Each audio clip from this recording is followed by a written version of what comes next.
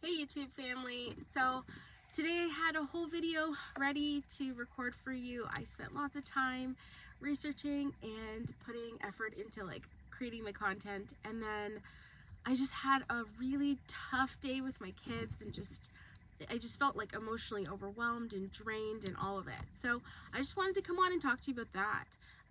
The honest truth of what it's like to go through your escape and rebuilding of yourself and your life after narcissistic abuse. So when my husband and I split, it was a really abrupt thing. I started to recognize the abuse and realize that it was not something that was healthy and I needed to get out of. And then in my mind, I was just thinking, okay, I'm going to start to make plans. I'm going to put things in place. And it's as if the narc can read your mind. And he figured out within only a few days that I was no longer gonna, play his games, and I wasn't gonna get tangled up in the emotional mess. And he just pulled the trigger and walked out on our kids and myself. So that was a real tough reality. I was happy that it was over, but I was also left in this lurch where I wasn't ready emotionally, I wasn't ready financially, I wasn't ready in a lot of ways to be on my own. And so it's been a journey. It's been a good journey. We are almost at the 90-day mark, and I was actually going to do a video for you at the 90-day mark, just giving you an overview of everything that I went through, all the sort of tactics that the narcissist came up with to try and, I don't know, win me back, but at the same time he was just shooting himself in the foot. And I wanted to go through sort of the emotional piece and the logistics of how I was able to put all the pieces together and be successful on my own.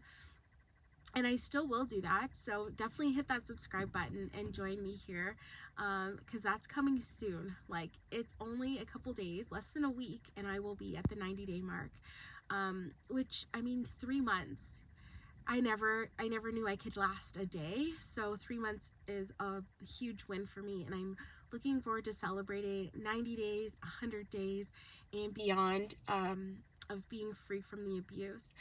But today's video is a lot of just talking to you about how hard it is, the emotional roller coaster that you go on.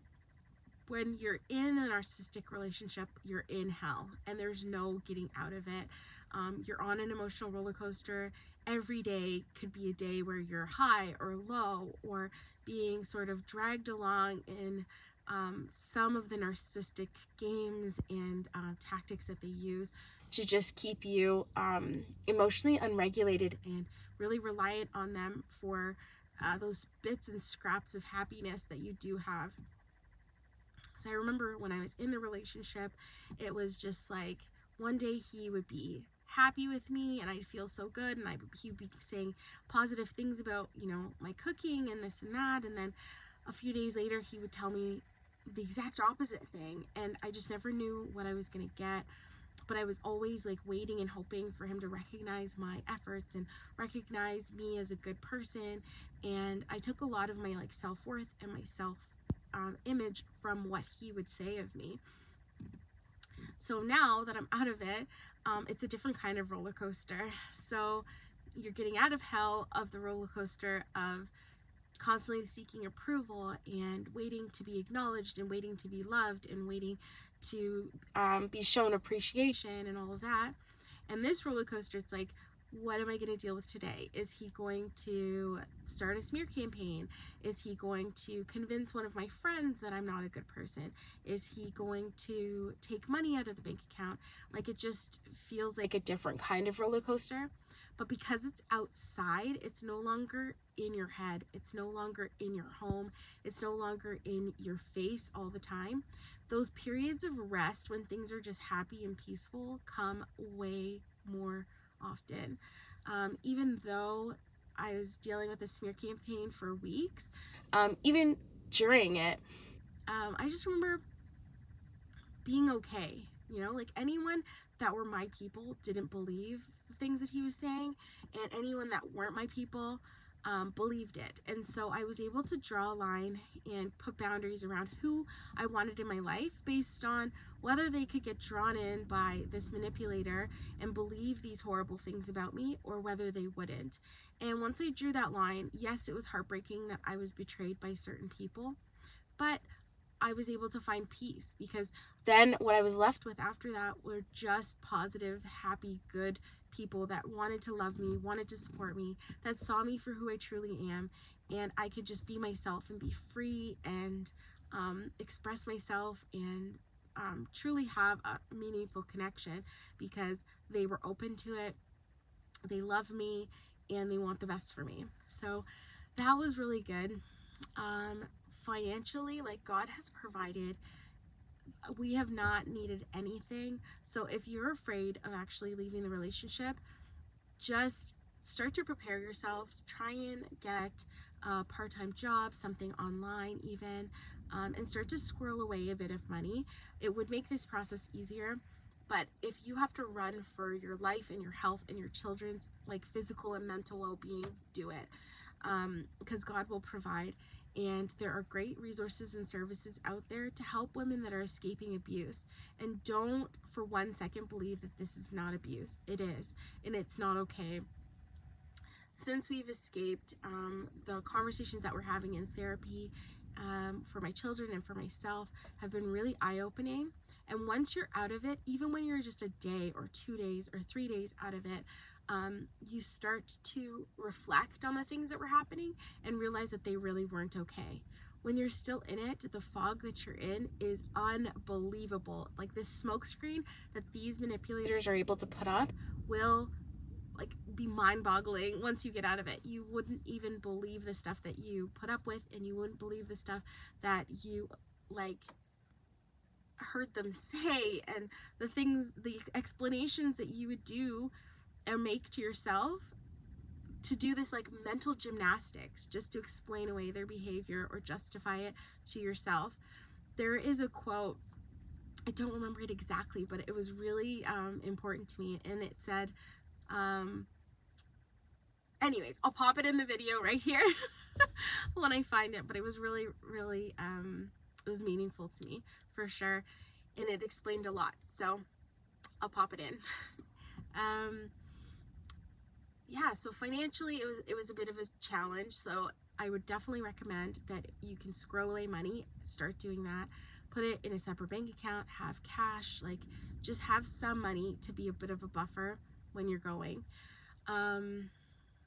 Lots of people though will step up and help you. Like, strangers stepped up and helped us. And once I recognized it as abuse, I stopped trying to protect his image and his ego and his and I stopped recognizing him as my husband, but more as the person causing me pain. And I started to shed light on the things that were going on, and no longer let this stuff happen in secret and in silence and in the darkness. When I let light in and I started to share my story, people are so receptive and so open, and there's so many good people out there that want to help, and they will be there for you. So I can say, like, I never went a single day without a meal. My kids never went a single day without having their needs met. Yeah, God is good, and he will take care of you. What's happening to you right now is not his plan for you, is not what he wants for you, and when you get out, he will take care of you. Just like it says in the Bible, like, God knows every bird, right? And he makes sure that the birds have what they need. So when he loves you so much, why would he forget you? He won't. Yeah, so what else? So it was interesting to see who was with me and who was against me, getting through the smear campaigns. Some days were really difficult, and then sometimes it would just be radio silence. And when you have those silent times, it is so great. It's such a wonderful experience. I remember even being sick in this past 90 days and just being able to lay on the couch and get better and just be okay with not doing anything. There was no pressure of having someone come home and like give me angry stares or dirty looks, or be frustrated and have that like angry energy around because I wasn't able to do something. like the laundry or whatever else, just because I was sick. And I could actually just lay there and recover instead of having like all these thoughts in my head. Oh my goodness, it's almost time. He's going to come home and he's going to see that this isn't done or that isn't done. I better get up and try. I could just lay there, and as long as my kids were okay, they were playing, I could just rest and really truly be at rest. I've also found that since escaping, my sleep has improved so much. My skin has improved. I'm starting to lose that weight that I've been carrying for a really long time. Somebody once said that carrying extra weight, anything over 20 pounds, is body armor. And I 100% believe that. I think that I was trying to keep a barrier between myself and my abuser. And on top of it, like when you're in an unhealthy relationship, it makes it really challenging to get up and take care of yourself and make an effort to eat healthy, to exercise. Like, you're just so drained at the end of the day that you are just surviving.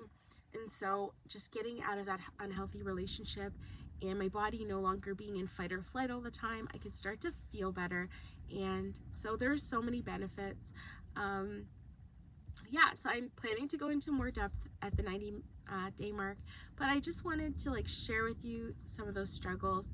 For my kids, most days, like, they're happier. Yeah, but the children really have a rough time because they don't really understand what's going on, and you want to try and explain it to them in an age-appropriate way and just give them the basics and not drag them into all the adult issues, which I guess for them, like, still leaves a lot of questions, a lot of like confusion. And I found that my kids have like way more energy. Like, I just came out of dropping them off to a gym class, and I got in the car. Actually, I went for a walk before I got in the car, and I just cried because the whole day has just been super energized. Like, they are just running around, like they can't focus, they can't do anything. And our therapist was saying that when they no longer have this oppressive energy around them, they just feel free to be themselves, to, you know, get hyper and all of that. And so they're just trying to find like a new sense of themselves and a new sense of position in the family. And they're testing my boundaries and trying to figure out, like, you know, how this is all supposed to work. And I get that on one side, but when you have like so much pressure with your own recovery, with finances, with keeping up a home, with keeping the kids, you know, healthy and getting them fed, and mental health, you know, sort of like caring for their emotional well-being, and like you have so many things to juggle. Them being like so hyper is also really a struggle. So you really do need to take time to just get away and have like a few minutes of just solitude and silence. And talking to trusted friends and family is really important.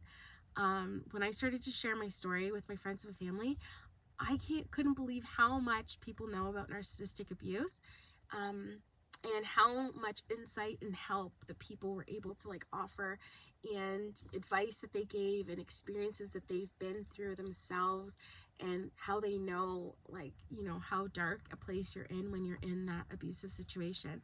So really share your story. You'll find support in every department that you're looking for it, because there are good people out there just wanting to help you. But if you're not honest and you're not willing to share your story, they'll never be able to find you to give you that help. So that's it for today. I hope you'll hit the subscribe button and come back next time when we delve even deeper into all that I've gone through in the 90 days to get here.